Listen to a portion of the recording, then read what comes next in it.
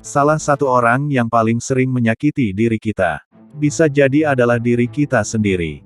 Dan ini bahaya, jika kita tidak segera, atau minimal belajar mengubah perspektif, sudut pandang terhadap diri kita sendiri.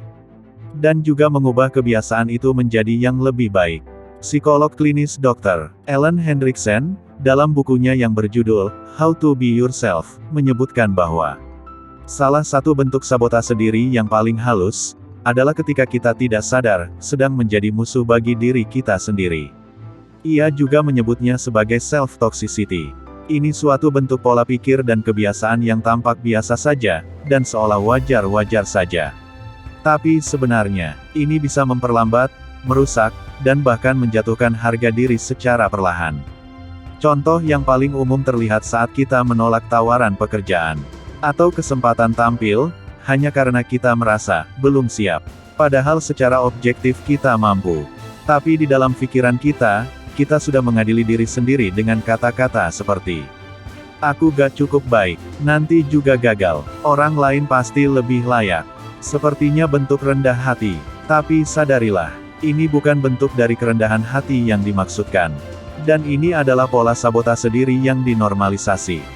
Ironisnya, self-toxicity tidak terlihat dramatis. Tidak ada teriakan atau luka fisik. Tapi pelan-pelan, kita akan kehilangan kesempatan, kehilangan rasa percaya diri, juga kehilangan harga diri, dan bahkan kehilangan relasi yang sehat. Dan parahnya lagi, kita menyebut itu sebagai realistis. Inilah 7 tanda ketika kita sedang menyabotase diri sendiri tanpa kita menyadarinya. 1. Terlalu cepat merasa tidak layak. Setiap kali ditawarkan sesuatu, kita langsung respek menolak dan merasa belum pantas. Ini bukan karena kita rendah hati, tapi karena diam-diam, tanpa sadar kita percaya bahwa nilai diri kita selalu lebih rendah dari yang sebenarnya. 2. Mengkritik diri sendiri sebelum orang lain melakukannya.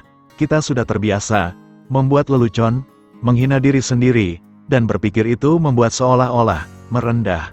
Padahal, bisa jadi tanpa sadar kita sedang melatih otak untuk percaya negativitas itu, bahwa kita memang seburuk itu. 3. Menunda hal penting karena takut gagal. Ini bukan soal bermalas-malasan, kita tahu hal itu penting, tapi kita takut akan konsekuensinya. Jadi anggapan kita, lebih baik menunda.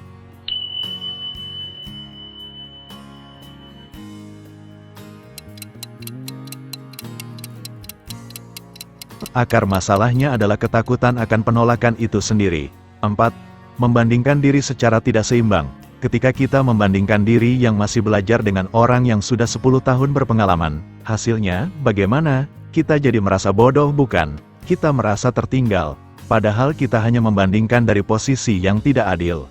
Dan ini juga perlahan menghambat proses pengembangan diri.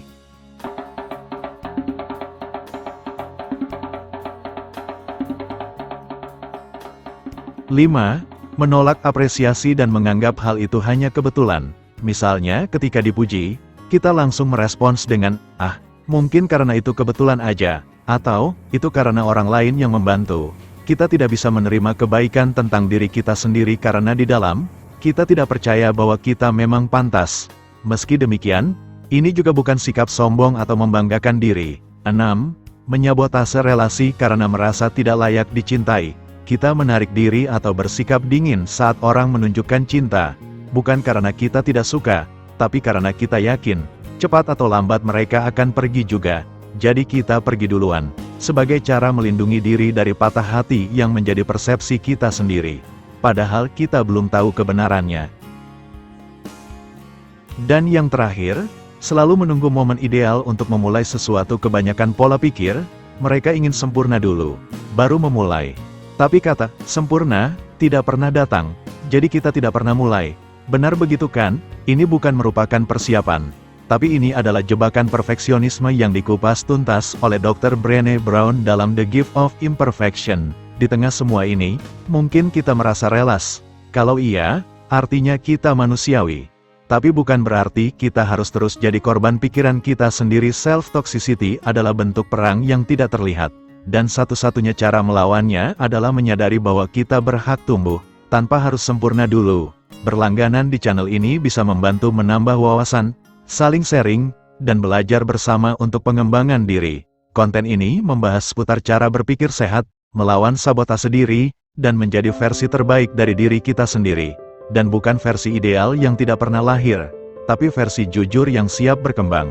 Kalau salah satu dari 7 tanda tadi ada dalam diri, tuliskan di komentar bagian mana yang paling dirasakan, lalu bagikan ke teman yang sedang diam-diam menyakiti dirinya sendiri dengan cara yang terlihat biasa. Tekan like, dan berkomentar yang membangun dan jangan lupa subscribe. Juga share untuk berbagi kebaikan bersama.